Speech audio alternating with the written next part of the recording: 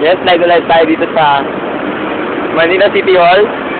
And nakikita natin ang ganda ng Manila. Bago ko pakilala ang interviewin ko ngayon, nais ko munang introduce itong ang Manila, Philippines. And ako ngayon ang inyong likod, Jem Arumin. At live na live dito tayo sa tabi ng Philippine Normal University. Ating aalamin kung ano nga ba ang lagay ngayon ni Mr. Alton Reyes sa kanyang second semester. Kaya ako ngayon si Jerome Arubin at live na live dito sa Manila City Hall at interview natin ngayon si Alton Reyes, ang aking best friend. Siyempre dito lang sa inyo na unang showbiz. Ito po ngayon si Alton Reyes. Ano po masabi nyo dahil nakatuntong kayo ng college? Kaya lang masasabi ko ay ang hirap mag-aral. Anong mas mahirap? First sem, second sem? First sem. Paano nyo po nasabi? Kasi Ikot-ikot. maraming projects saka maraming activities na ginagawa. Ganun po ba? Masaya po bang maging college?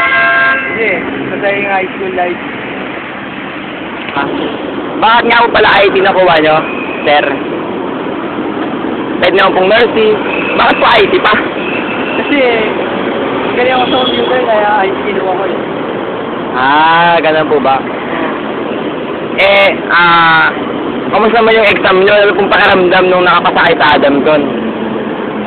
Pangaramdam ha, ginawa ang aking pangaramdam. Wow, ginawa. Talaga yung term no? Ganun po ba? So ano pong pakiramdam nyo dahil second sem na? Masaya, kasi malapit na ang Christmas vacation. Hindi na yung lakad siya. Ganun sa bagay. Di, kamusta naman po yung nyo, pag-aaral nyo?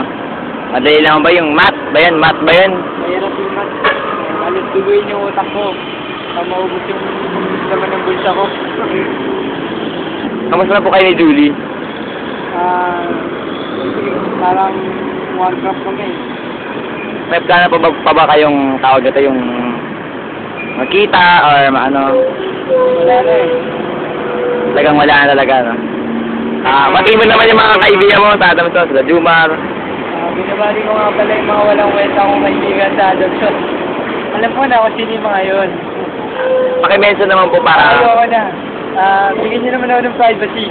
Ayoko sabihin kasi. At muli natin nakasama si Alton Reyes. At nakapanem namin siya, no? Pagpaparbalik pa kami.